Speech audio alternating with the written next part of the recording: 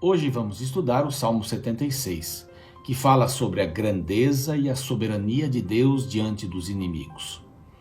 Israel havia perdido, a Babilônia havia matado muita gente e colocado por terra o próprio templo, e uma parte da cidade foi devastada. Aqui nós entendemos que o profeta consegue ter uma antevisão das coisas que aconteceriam, da justiça de Deus diante dos inimigos. É verdade que onde mais sofremos, onde mais passamos privações, possivelmente será o lugar onde mais teremos vitórias. Deus diz que enxugará dos seus olhos toda a lágrima. Provavelmente este verso combina muito bem com este salmo, que diz que Deus está restaurando e vai cuidar dos inimigos. Esta é a visão de Asaf.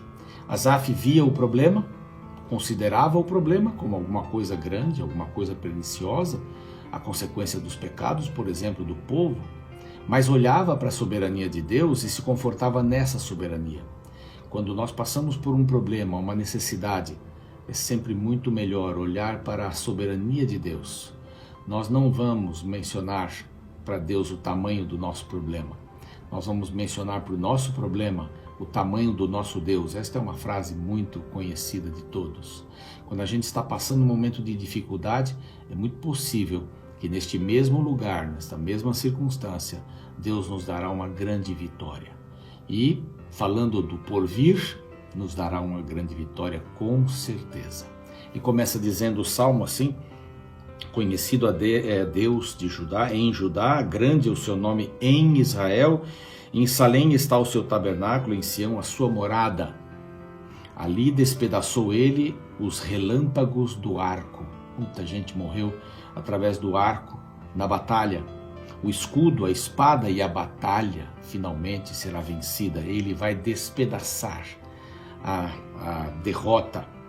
Tu és ilustre e mais glorioso do que os montes eternos, porque Deus é eterno. Aqui então ele mostra o esplendor de Deus. Em seguida ele vai mostrar a força de Deus. Despojados foram os de ânimo forte. Fogem a dormir o seu sono e nenhum dos valentes pode valer-se das próprias mãos. Tudo tem fim.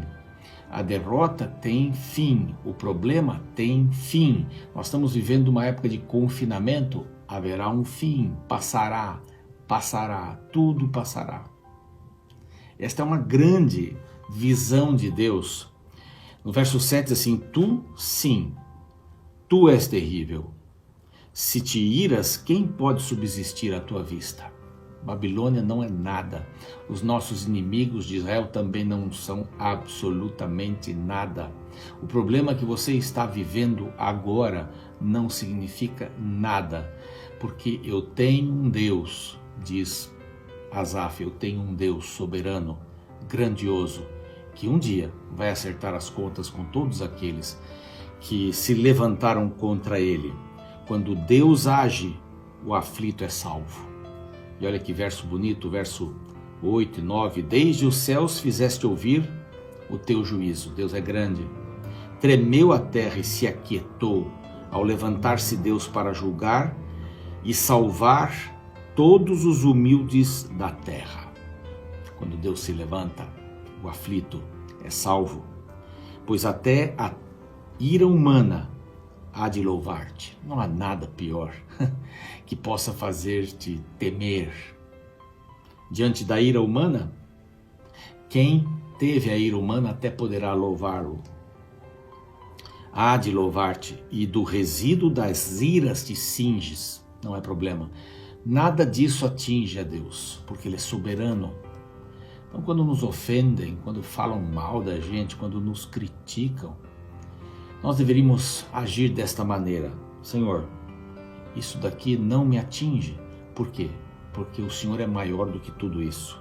Fazei votos e pagai ao Senhor vosso Deus. Tragam presentes todos os que o rodeiam, aquele que deve ser temido.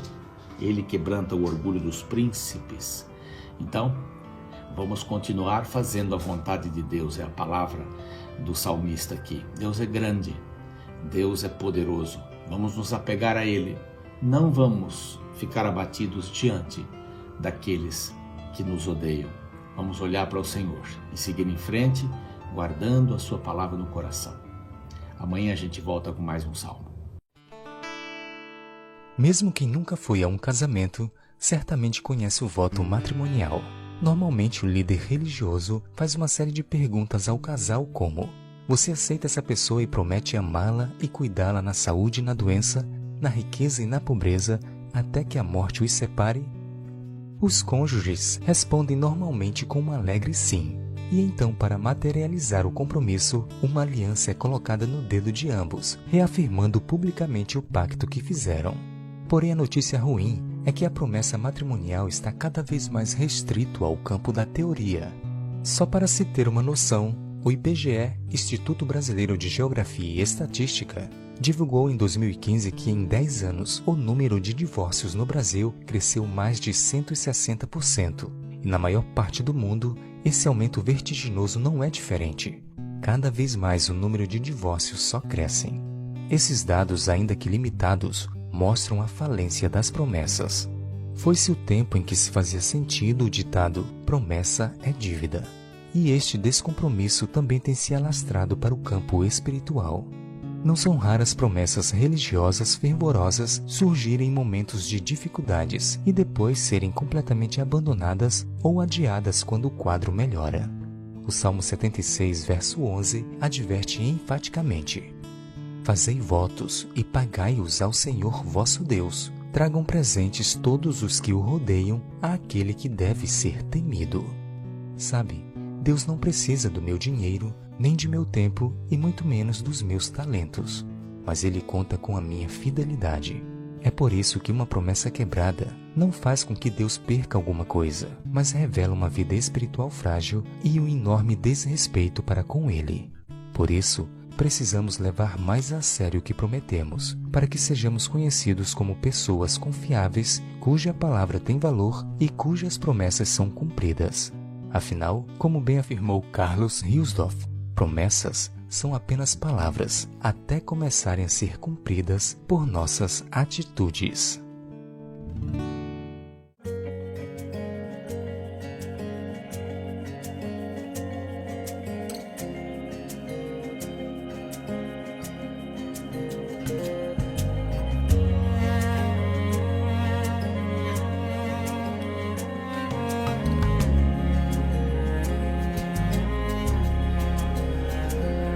A tua forte voz fez o caos virar jardim. A tua doce voz fez o morto ressurgir. Faz soar a mesma voz em mim.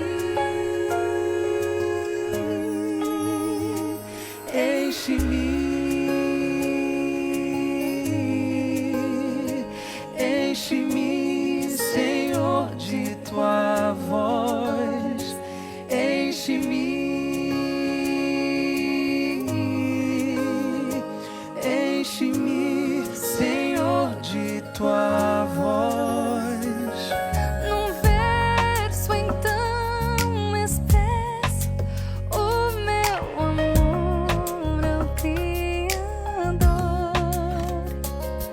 Num gesto então confesso que Cristo é o meu Salvador. Em cada passo novo vou cantar. Enche-me, enche-me, Senhor, de tua voz. Enche-me, enche-me, Senhor, de tua voz.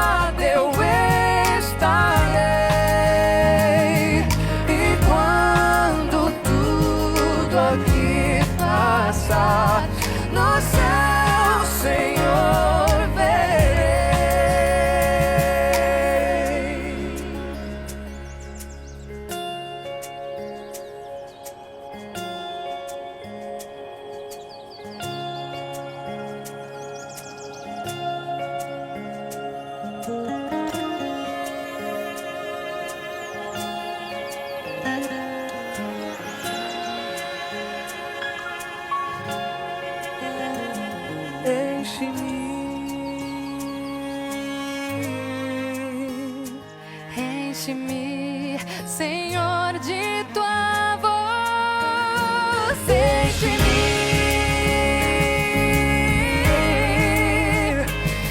enche-me, Senhor, de tua voz.